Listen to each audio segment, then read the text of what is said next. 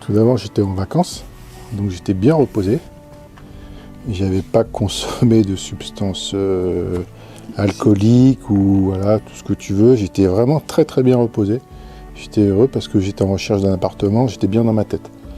Et j'étais parti pour regarder l'émission Laurent Ruquier, On n'est pas couché. Et là, j'étais parti pour regarder l'émission entièrement. J'étais très bien, parce que ça dure hein, jusqu'à 2h du matin. Et sur les coups des 23h45, ça à l'heure, j'ai pas regardé au début de l'observation, je l'ai vu après, mais c'était 23h45 à peu près. Donc j'étais sur mon canapé à regarder l'émission, et un angle de 80 degrés à peu près, du coin de l'œil, je vois une lumière très très puissante, blanche, comme un rayon lumineux qui venait sur le côté, comme ça. Mais donc j'ai tourné la tête tout de suite et c'était hyper puissant ce qui venait du pont de... C'était le pont de Cheviré, ça s'est passé à Nantes, hein, à Chantenay, hein, sur le Haut-Chantenay, hein, donc en 2016, 27 août 2016. Et en temps normal, quand on voit une lumière comme ça, on tourne juste la tête. Je sais pas, c'est ce qui vient à l'esprit, si on tourne la tête, voilà, on dit qu'est-ce qui se passe. Là, non, non seulement j'ai pas vraiment tourné la tête, c'est-à-dire que j'ai bondi sur mes pieds pour faire face tout de suite comme un fou, comme un dingue, pour faire face à cette boule lumineuse. Ça, déjà, dès le départ, c'était pas normal. Ma réaction n'était pas normale. Et j'ai fait face à cette boule. Et la première sensation, c'est la peur terrible que j'ai eue. Elle était à peu près à 6 km de distance. J'ai eu une peur... c'était pas la panique, mais vraiment peur. Hein, parce que c'était une lumière que j'avais jamais vue à cette hauteur, parce qu'il y a les avions qui font un balai, toujours le même, là. Et j'ai trouvé que c'était trop bas. Tout de suite, je me suis dit, c'est trop bas. Et ça venait vers moi. La boule... Est-ce que tu as l'habitude de voir des avions passer chez toi? Plus près. Ils sont déjà plus hauts, ils font un virage. Là, c'était trop bas. Ouais. C'était trop bas et ça venait vers moi aussi, la boule. Au loin. Mais elle faisait face. Mais je voyais qu'elle venait vers moi. Et j'ai eu peur qu'elle s'écrase. Et tout de suite, j'ai pensé à moi. Hein. Je me dis, elle vient dans ma direction, elle peut s'écraser sur mon immeuble. Alors, au début, je me suis quand même posé la question de savoir ce que c'était. Avion. En un quart de seconde, j'ai balayé cette idée. Pas possible que ce soit un avion. Lumière de chantier. J'ai pensé à ça aussi. Une grosse lumière, un gros projecteur. Là, en un quart de seconde, j'ai balayé cette idée-là aussi. Et il ne me restait plus rien. Là, je ne savais pas, j'étais dans le... Parce qu'on cherche des explications tout de suite, ça va très très très vite, hein, à une vitesse folle. On cherche quand même des explications, c'est ce qui se passait pour moi. J'en avais pas. Donc la peur, je dirais que la peur, panique, l'inconnu, parce que je voyais que c'était trop bas et ça venait vers moi. J'ai pensé à ce que ça pouvait s'écraser au sol, tout de suite. Donc j'ai vu ça, la boule continuait à avancer, je faisais toujours face à ce truc-là.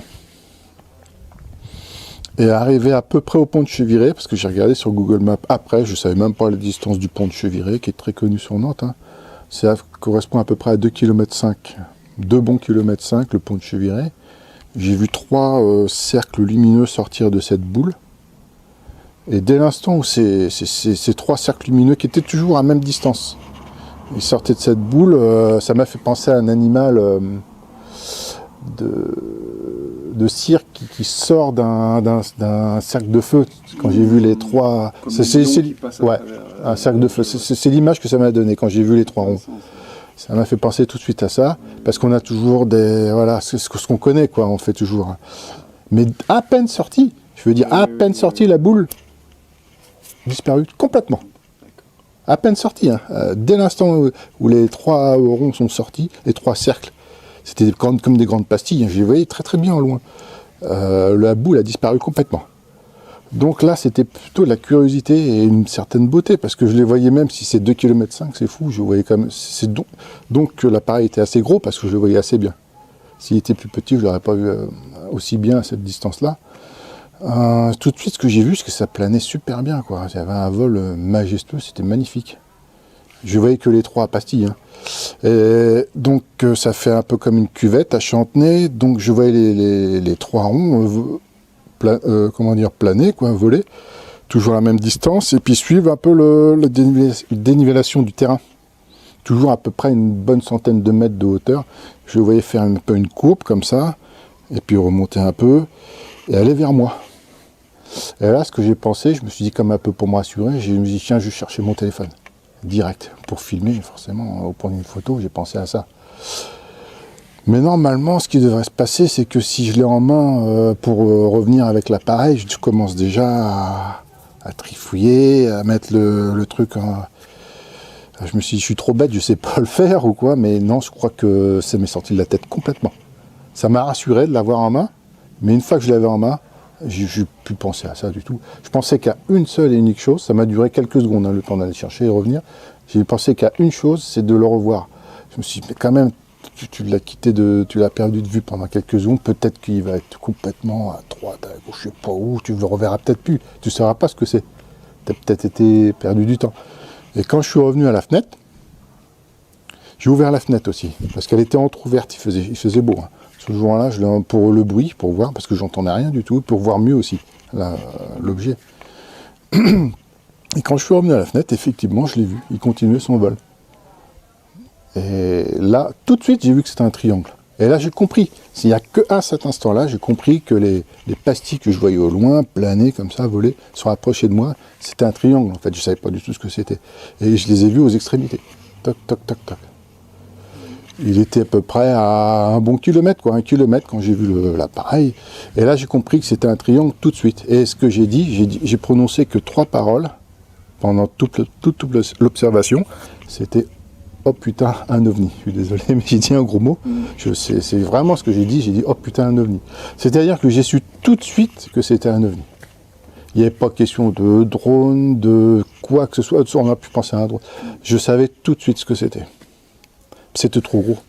Parce que quand je suis revenu à la fenêtre, il était à distance, là je peux le dire, des avions justement qui font leur virage. Hauteur et distance, c'était à peu près... les avions sont un peu plus hauts, mais disons que la distance était la même, donc j'ai pu à peu près... j'ai pu calculer les dimensions de l'appareil avec le pont de Cheviré, quand il était au niveau du pont de Cheviré, et puis au niveau des avions qui font leur virage. J'ai pu approximativement, on peut dire qu'il faisait 50 bons mètres de côté, de chaque côté. Et, ouais, à peu près 50 mètres équilatéral. On peut dire ça, c'était imposant. Donc il continuait son vol. Moi j'étais les 2 mains agrippées à la fenêtre, à regarder cet objet continuer son vol. Et là je peux dire que on est éberlué, on est par tant de beauté parce que c'est un objet magnifique. Même si c'est l'inconnu, ça reste superbe. C'est vraiment magnifique comme objet. On peut se demander comment une telle masse peut voler aussi bien. Parce que c'est lourd, quoi, c'est une masse. Et on peut se demander comment ça peut voler aussi bien. J'avais l'impression que ça volait vraiment sans effort, qu'il n'y avait pas de moteur ou quoi que ce soit. Ça glissait sur l'air. C'était magnifique. Un peu relevé comme ça. Donc à aucun moment j'ai vu le dessus, ni l'arrière de l'appareil. J'ai vu tout le dessous. Complètement. Alors ce que je tiens à dire, c'est qu'il n'y avait pas de bruit. Aucun bruit. Aucune fumée, rien, aucun halo lumineux, rien du tout, pas de lumière clignotante, aucune. C'était fixe, les lumières et... Plein de petites lumières. Alors, effectivement, il y avait... moi, j'ai vu ces trois ronds. Il est arrivé à ma hauteur, mais juste avant ma hauteur, c'est-à-dire j'ai connu l'isolement sensoriel, je n'entendais absolument plus rien. La télé qui marchait assez fort, la turbine sur le toit et les voitures au loin. Il y a toujours dans les villes comme ça un bruit de voiture au loin. Rien du tout, j'entendais rien du tout. Puis je me sentais aussi un peu plus léger, quoi, comme entouré dans un cocon. Voilà quoi. Donc qu'est-ce qui s'est passé? C'est quand il était à ma hauteur, donc isolement sensoriel. Et là, je l'ai plus vu en détail, effectivement, quand il était proche, là, j'étais à une bonne centaine de mètres, sachant qu'il faisait 50 mètres de côté, j'ai eu tout le loisir de l'observer le dessous. Hein. Donc ces 3 gros ronds lumineux aux extrémités qui faisaient penser à des LED, c'était une lumière douce. Hein. Rien de comparable par rapport à la boule du début, c'était terrible, ça, la puissance de la boule. Donc c'était des lumières douces, vraiment très très douces, remplies comme des LED. Voilà. Des LED blancs, quoi, plein de petits points lumineux de différentes couleurs sous l'appareil.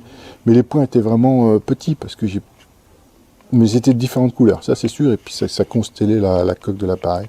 Et au milieu, en plein milieu, un carré orange. avec comme des cheveux un peu collés, des filaments très fins sur ce carré, en fait. Qu'est-ce qui s'est passé? C'est qu'à ce moment-là, quand il était au-dessus de moi, de nouveau, j'ai eu un peu peur, mais pas la panique de la boule, ça c'était incomparable. Peur parce que j'étais agrippé à la fenêtre.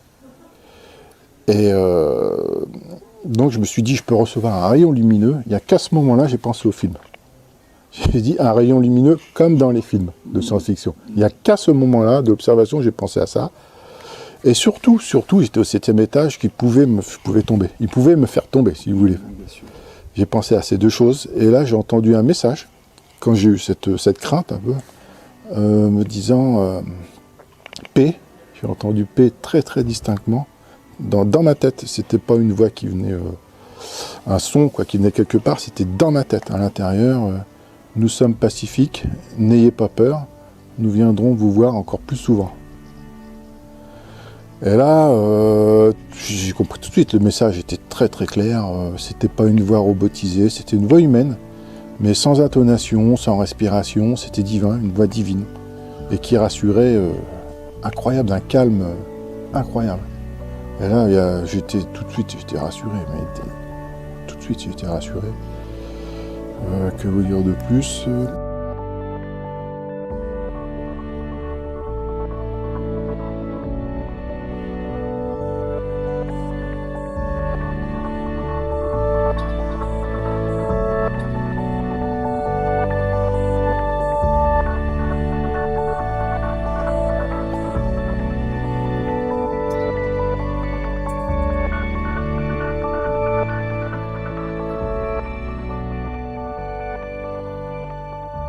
Alors, je pouvais concevoir qu'il y ait des ovnis, j'en avais pas vu, j'y croyais à ça.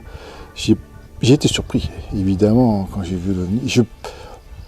Entre connaître un peu parce qu'il y a des amis qui m'ont raconté en avoir vu un triangle aussi à Nîmes quand ils étaient gamins, les documentaires, le calme, le truc qui cache les étoiles, le sans bruit, machin. Mais le voir, c'est autre chose. Vivre. C'est autre chose. Bah oui. C'est complètement autre chose. C'est comme une voiture, c'est matériel. Hein. On le voit en direct, c'est encore autre chose. J'ai vraiment bien vécu, c'était magnifique. Alors, il y a deux choses, parce que moi, je pensais tout de suite après, une fois qu'il avait disparu du toit, quoi, après, tout est revenu, les bruits, etc. J'ai pensé tout de suite, j'étais aux premières loges sur Nantes. Tout de suite, je me suis dit, il y a d'autres personnes qui l'ont vu, beaucoup de personnes, c'était tellement imposant, la lumière blanche, etc. Il y a beaucoup de personnes qui l'ont vu, j'étais aux premières loges de pouvoir en parler, mieux que certains témoins, j'ai super bien vu. Tout de suite, j'étais sur Internet d'abord pour voir Triangle, faire un peu des recherches jusqu'à 3h du matin. Ouais. Et dimanche, j'étais sur Internet, là, constamment. Dimanche, rien. Bon, je pouvais l'admettre. Lundi, rien. J'étais à la gendarmerie déposée lundi, gendarmerie de Bougnay, Ouest-France. J'ai vu tout de suite que, non. Ouest-France, il faut une dizaine de témoins pour que machin. Donc je l'ai bien vécu. Mais là, non. C'était très très difficile à vivre.